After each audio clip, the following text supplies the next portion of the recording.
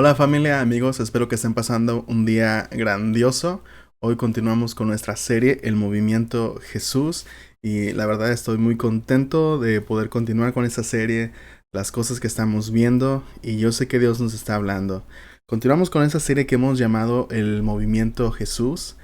Am, y hemos estado hablando acerca de, estamos estudiando el libro de Hechos, estamos viendo la manera en cómo comenzó la iglesia y estamos viendo específicamente a través de los lentes de cómo la iglesia comienza como el poder de Dios, como el Espíritu Santo moviéndose en personas, el Espíritu Santo obrando, el Espíritu Santo eh, obrando con poder en el mundo, cumpliendo la misión que Dios tiene en el mundo. Y lo que hoy vamos a ver es muy importante porque vamos a ver cómo el movimiento de Jesús, y ese es el título de este mensaje, es un movimiento de personas ordinarias. Ok, pues vamos a comenzar. La semana pasada terminamos el capítulo 3 de Hechos. Veíamos esta historia donde un hombre que había sido paralítico durante mucho tiempo es sanado. Y estamos viendo los resultados de esa sanidad, especialmente porque no sucedió en el vacío, sino que Pedro predica, Pedro conecta la historia del pueblo de Israel con los acontecimientos de Jesús y con la necesidad de cada persona de arrepentirse y de aceptar a Jesús como un rey que trae y que vuelve en su reino, como Jesús que se convierte en el principal o en el único método, o en la única persona en que podemos encontrar salvación. Y veíamos la importancia de comprender la salvación no solamente como un boleto al cielo, sino como la redención que Dios está efectuando en el mundo y que tiene que ver no solamente con el aspecto de nuestro espíritu, nuestra alma, sino con todo, con toda nuestra persona, como Dios está renovando todas las cosas y comprender la salvación no solamente como un boleto al cielo, sino lo que Dios quiere hacer en el mundo desde este momento. Jesús llamó a 12 hombres ordinarios y los invitó a seguirlo, y muchas personas así también comenzaron a seguirlo. Y algo que tenemos que entender o recordar es que el movimiento de Jesús es un movimiento de personas ordinarias atreviéndose a seguir a un Dios extraordinario. El movimiento de Jesús es un movimiento de personas ordinarias atreviéndose a seguir a un Dios extraordinario.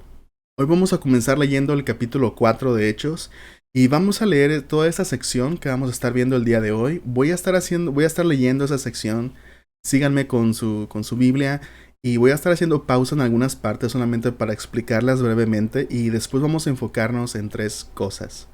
Hechos capítulo 4 dice así: Mientras Pedro y Juan le hablaban a la gente, se vieron enfrentados por los sacerdotes, el capitán de la guardia del templo y algunos de los saduceos. Estos líderes estaban sumamente molestos porque Pedro y Juan enseñaban a la gente que hay resurrección de los muertos por medio de Jesús.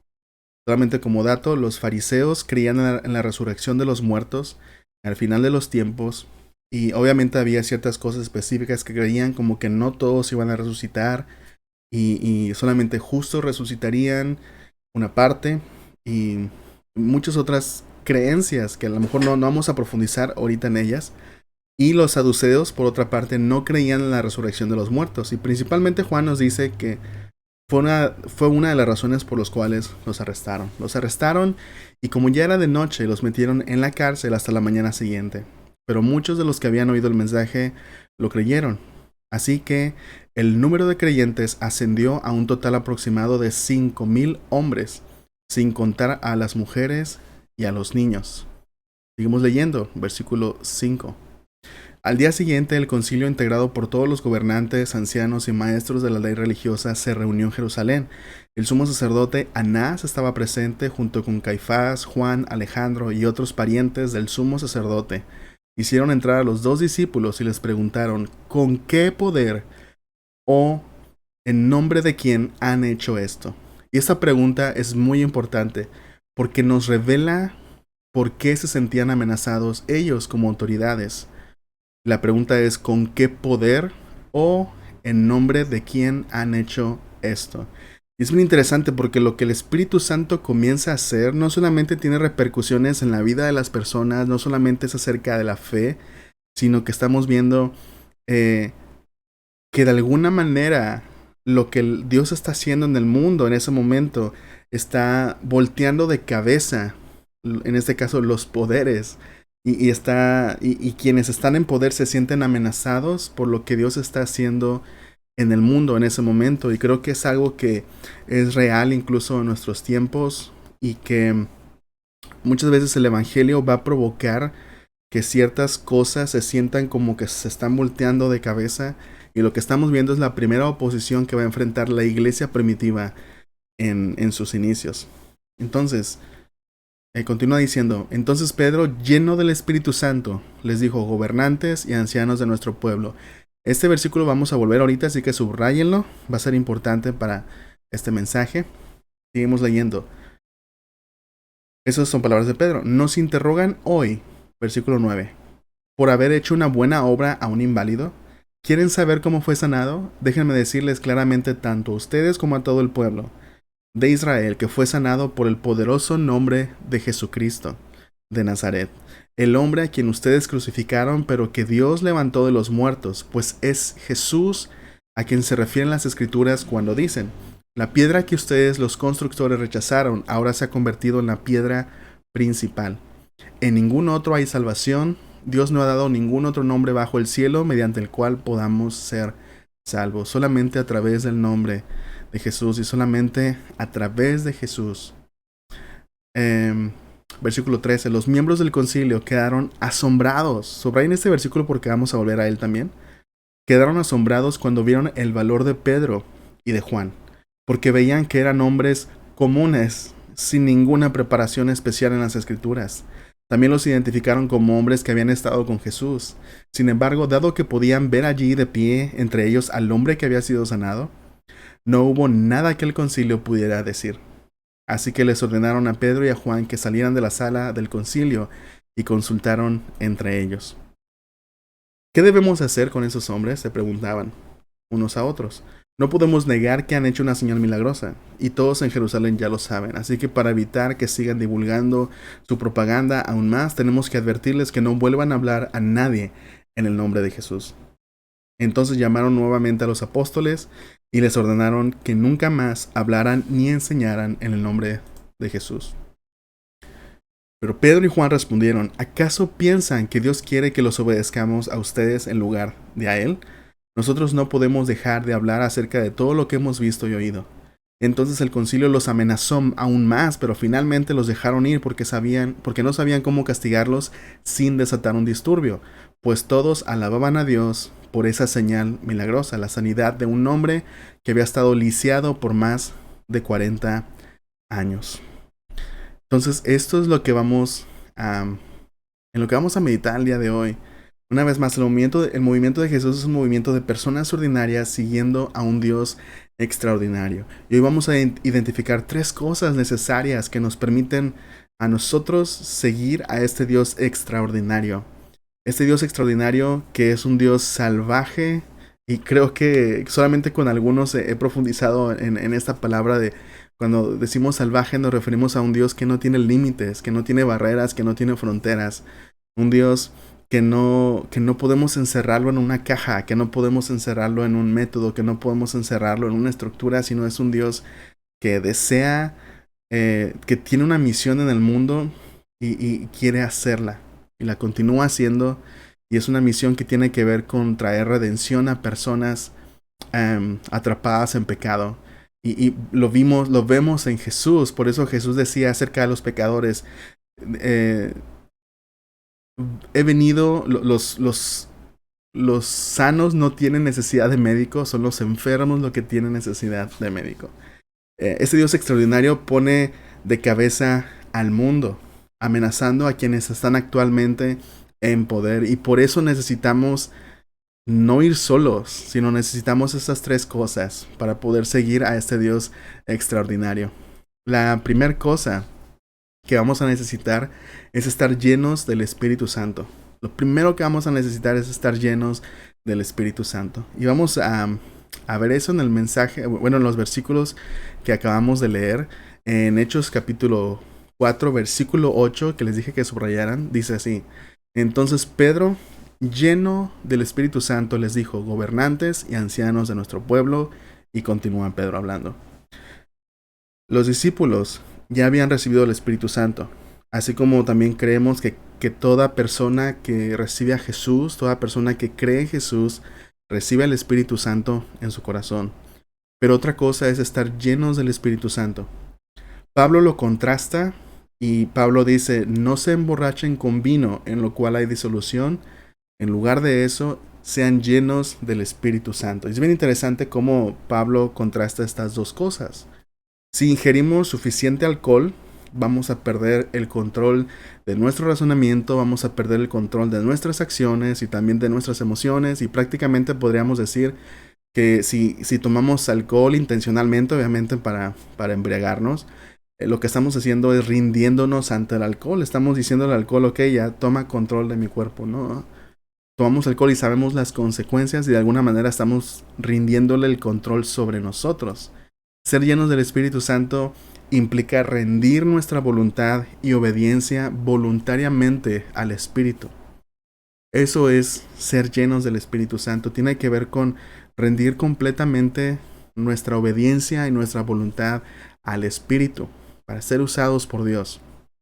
Entonces Pedro está lleno del Espíritu Santo. El movimiento de Jesús es un movimiento del Espíritu. No es solamente un grupo de personas poniéndose de acuerdo y comenzando una nueva religión. Es el Espíritu Santo obrando, el Espíritu Santo moviéndose. Y vemos aquí el primer conflicto, la primera oposición. Y vamos a ver cómo Pedro necesita estar lleno del Espíritu Santo para enfrentar estos nuevos problemas, estos nuevos desafíos. Necesitamos el poder del Espíritu Santo para enfrentar esos desafíos que vamos a tener en el mundo por causa de la misión de Jesús. Necesitamos poder del Espíritu Santo para participar de lo que Dios está haciendo en el mundo, la salvación de las almas, la salvación de las personas, el que una persona pueda recibir libertad, el que una persona pueda finalmente salir de un vicio, de alguna adicción, el que alguna persona pueda encontrar libertad en Jesús y redención y el perdonar pecados, o el poder perdonar a otra persona, o el poder restaurar su vida, o el poder sanar una herida, es un milagro. Y debemos recordar, hermanos, que la iglesia es movida por el Espíritu Santo y se caracteriza por el poder de Dios obrando en las personas. Podemos hacer muchas cosas si nos organizamos bien y si pensamos y si planeamos y todo eso, pero lo más importante es el poder del Espíritu Santo.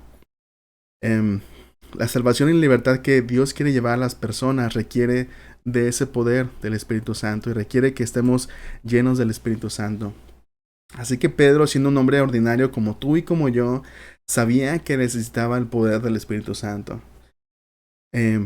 Podemos pensar en algunas preguntas que podemos meditar, pero también podemos compartirla, especialmente si estás en una iglesia en casa, poder platicar acerca de esto. La primera pregunta es, ¿a quién estamos rindiendo nuestra voluntad y nuestra obediencia? ¿A quién estamos rindiendo nuestra voluntad y nuestra obediencia? Es decir, si no es a Dios, si no es al Espíritu, ¿a qué otra cosa sí le estamos rindiendo nuestra voluntad y nuestra obediencia? ¿A nuestro trabajo, al alcohol, alguna adicción? ¿Qué es aquello a lo que le estás diciendo, te doy control total de mi vida, de mi cuerpo, de mis acciones, de mis pensamientos? ¿Qué es aquello a lo que te estás rindiendo? Otra pregunta que es muy similar. ¿Hay algo que estamos haciendo que esté limitando la obra del Espíritu en nosotros? Esto ya es más específico y obviamente estamos hablando de pecado. ¿Hay algo que estamos haciendo que por el hecho de ser pecado es lo contrario, obviamente, de estar llenos del Espíritu Santo? Es decir, ¿estamos limitando la obra del Espíritu Santo o estamos apagando su poder en nosotros haciendo algo? Es una pregunta en la que tenemos que meditar. Así que lo primero que necesitamos es estar llenos del Espíritu Santo. Segundo punto, permanecer en Jesús. Permanecer conectados en Jesús, o estar con Jesús, o estar continuamente en Jesús. Son las diferentes formas en las que podemos decir esto. Pero este punto es sumamente importante. Todos son importantes, ¿no? Pero todos están conectados. Entonces, permanecer en Jesús. En Hechos capítulo 4, versículo 13, que es otro de los que leíamos, Hechos 4:13, los miembros del concilio quedaron asombrados cuando vieron el valor de Pedro y de Juan, porque veían que eran hombres comunes, sin ninguna preparación especial en las Escrituras. También los identificaron como hombres que habían estado con Jesús. A los discípulos se veían, hablaban, se comportaban como Jesús. Jesús se había formado en ellos. Pero me gustaría que por un momento pensáramos en esto. Los miembros del Sanedrín veían a esos hombres, sabían que eran hombres comunes, hombres ordinarios. A veces, una de las cosas que nos limita, una de las cosas que nos tiene atorados, una de las cosas que más limita nuestra eficacia como seguidores de Jesús, pudiera ser cómo nos sentimos con respecto a nosotros. Y pudiera ser que en ocasiones pensemos que no somos suficientes. Y me gustaría decir esto, y me gustaría decirlo de esta manera porque sé que algunos que están escuchando necesitas escuchar esto. Déjame decirte algo, eres suficiente. Y yo sé quiénes necesitan escuchar esto, en el sentido de que no necesito poner contexto para que comprendan qué es lo que estoy diciendo. Eres suficiente. No tienes que ser como alguien más. No tienes que pretender que eres otra persona. No tienes que ocultar tus debilidades, ocultar tus heridas.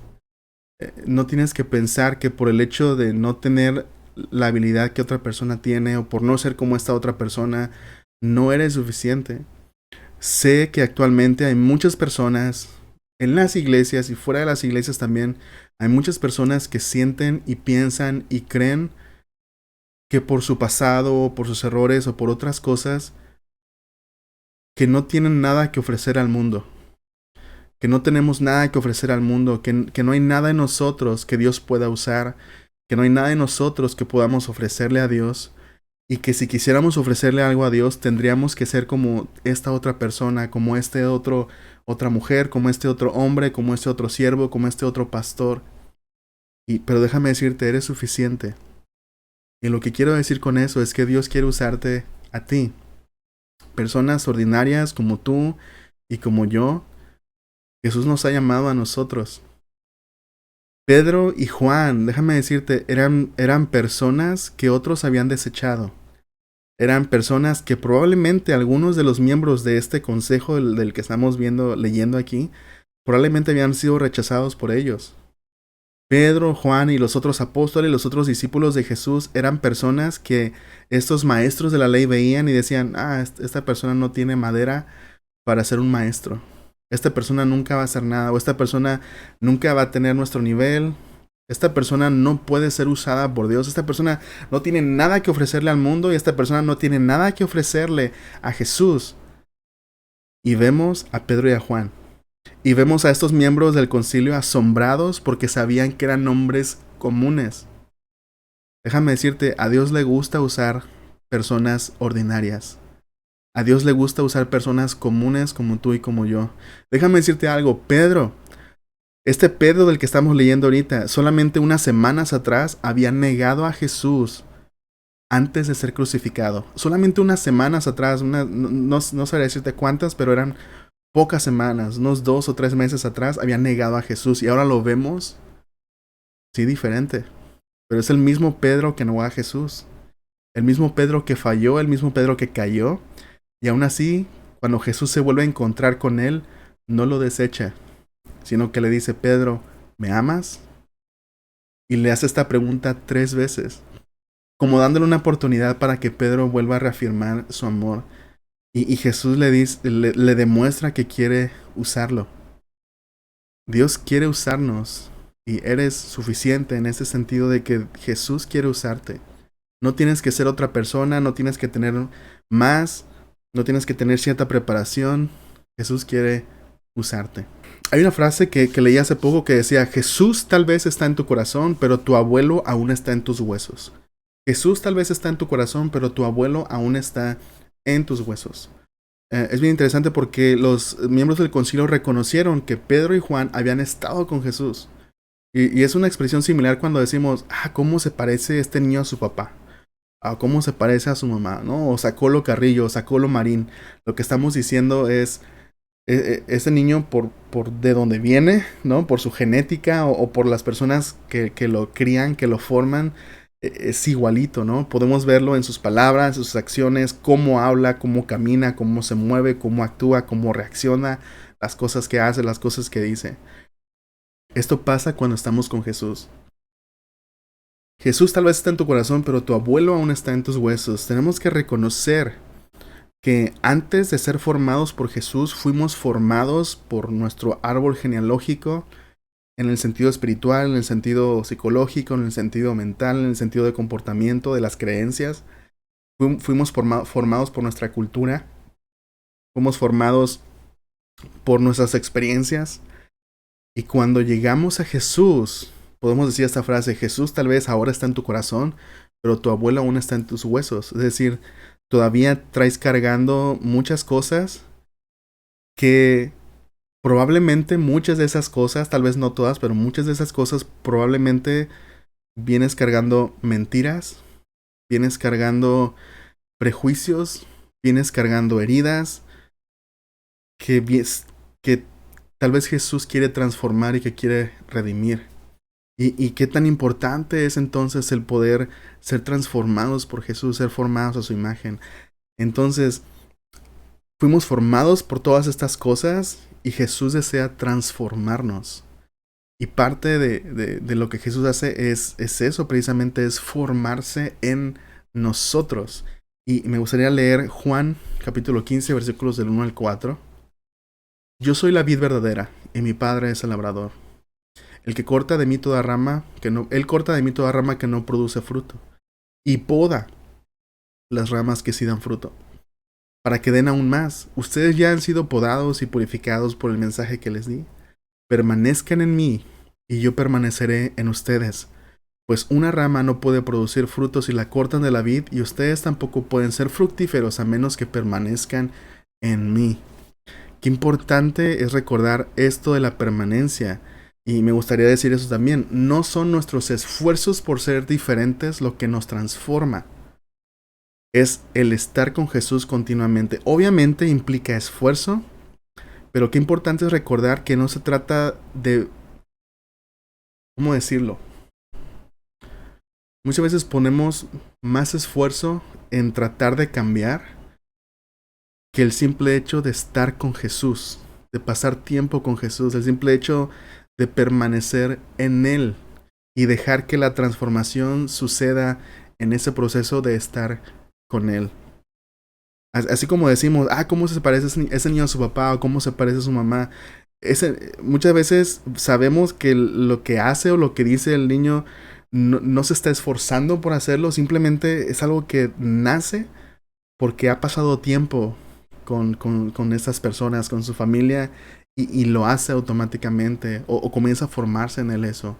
Es a lo que me refiero con, más que tratarse del esfuerzo por ser diferente, es el simple hecho de permanecer con Jesús. El ir solamente los domingos a la iglesia a escuchar la palabra no es estar con Jesús continuamente. Es solamente una parte, es una parte muy importante, pero no es solamente eso. Necesitamos pasar tiempo con Jesús durante la semana. Necesitamos practicar el estar conscientes de su presencia en todo momento. Necesitamos practicar disciplinas espirituales, como el ayuno, como la oración y otras disciplinas que espero muy pronto poder realizar un estudio acerca de eso. Necesitamos alimentarnos de su palabra cada día. Necesitamos pasar tiempo con otros creyentes. Necesitamos permanecer en Jesús, cultivar nuestra relación con Jesús. Y todas esas cosas que ahorita estamos batallando tal vez por cambiar, en ese proceso de permanecer en Jesús, Jesús se va a comenzar a formar en nosotros. Y qué padre que otras personas puedan decir, mira, se nota que esa persona ha estado con Jesús, porque se ve como Él, se comporta como Él, y porque es algo auténtico, ¿no? No nos estamos forzando a hacerlo. Una pregunta de aplicación acerca de esto. ¿Cuáles son las dudas que tienes acerca de pasar tiempo con Jesús? ¿Sabes cómo hacerlo? ¿Cómo podríamos ayudarte? Pueden hacer esta pregunta en su casa e iglesia, o puedes dejarnos un mensaje también, y estoy seguro que vamos a buscar la manera de poder ayudarlos a cómo pasar tiempo con Jesús, cómo estar con Jesús.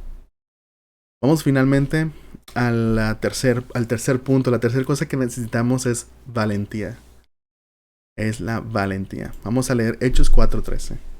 Los miembros del concilio quedaron asombrados cuando vieron el valor, otras versiones dice denuedo, de Pedro y de Juan, porque sabían que eran hombres comunes, sin ninguna preparación especial en las escrituras. También los identificaron como hombres que habían estado con Jesús. Los oficiales estaban asombrados de su valor, y otras palabras que se traducen también de esta es osadía, su confianza al hablar, su libertad y su ánimo. Todas estas palabras están relacionadas con la palabra en griego, que se traduce como valor o como denuedo.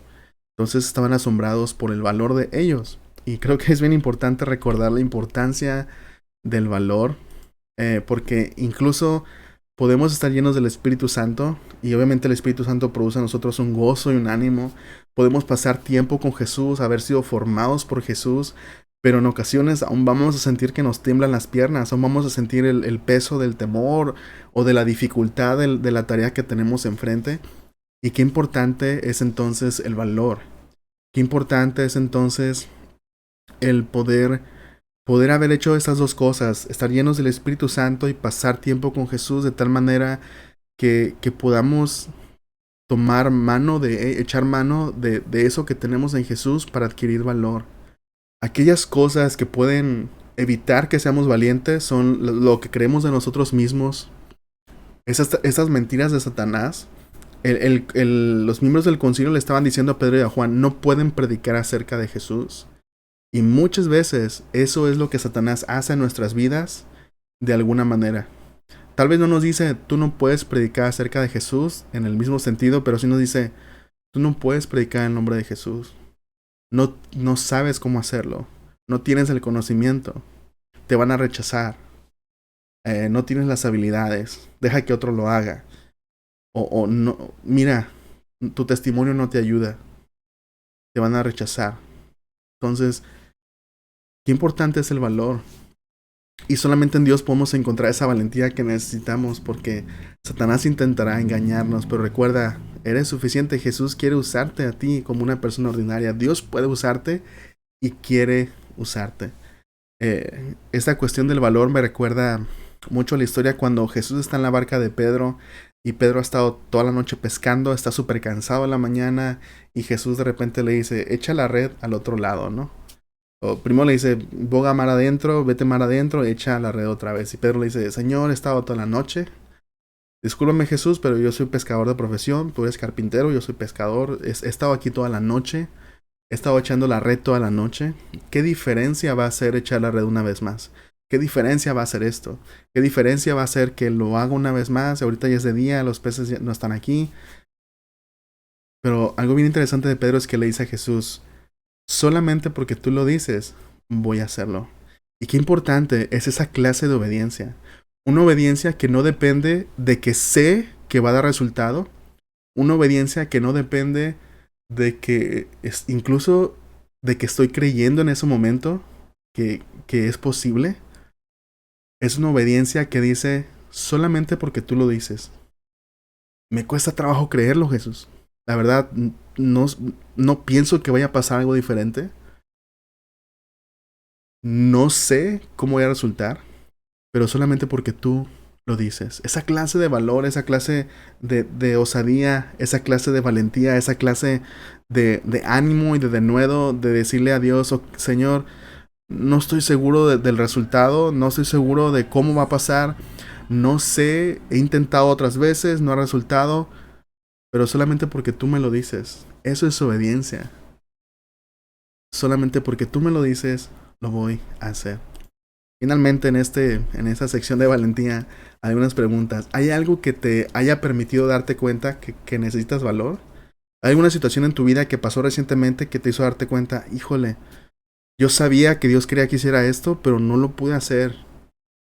¿Hay algo así que te permitió darte cuenta que necesitas valor? ¿Qué es eso que sucedió? ¿Y cuáles fueron lo que surgió en tu mente que te hizo pensar que no podías o que Dios no podía?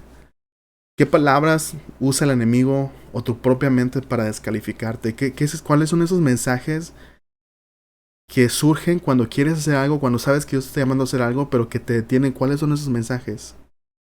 ¿Y qué piensas o sientes que necesitas para que Dios pueda usarte? Eso tiene que ver igual como una pregunta de análisis.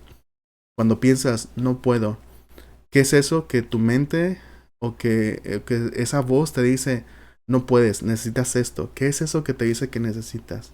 Y el pensar en esto y especialmente platicarlo unos con otros puede ayudarnos tal vez a darnos cuenta qué cosas todavía Dios quiere formar en nosotros, que a lo mejor quiere trabajar con nuestra identidad, lo que creemos de nosotros, lo que creemos de Él y lo que creemos del Espíritu Santo, y necesitamos ese poder, que Dios quiere usarnos y puede usarnos. Déjeme orar por ti. Padre, gracias por tu palabra. Permítenos meditar en estas preguntas y finalmente rendirte nuestra voluntad a ti, Señor, al Espíritu Santo. Ayúdanos. Permite que aquellas personas que te están buscando puedan encontrarte. Permítenos poder conocerlos, ayudarlos a seguirte a ti. Bendice a cada iglesia, a cada casa iglesia que se va a reunir y que van a usar esas preguntas para meditar. Y pedimos que sean de bendición. Pedimos que tú puedas hablar a cada corazón, que tú puedas convencernos de aquello que quieres convencernos y que tú traigas salvación a la vida de las personas. En el nombre de Jesús. Amén. Dios te bendiga. Nos vemos la próxima semana.